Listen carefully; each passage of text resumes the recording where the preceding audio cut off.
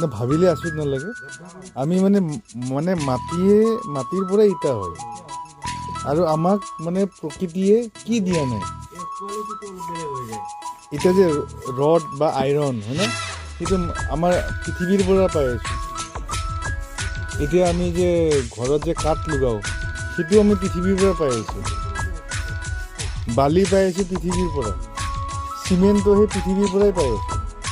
তাৰমানে আমি মানে গোটেই বস্তু আমি প্ৰকৃতিৰ ওপৰতে ডিপেণ্ডেণ্ট আৰু আমি প্ৰকৃতিকে ধ্বংস কৰি আছোঁ গাছ কাটি দিওঁ কিবা কাটি দিওঁ হয়নে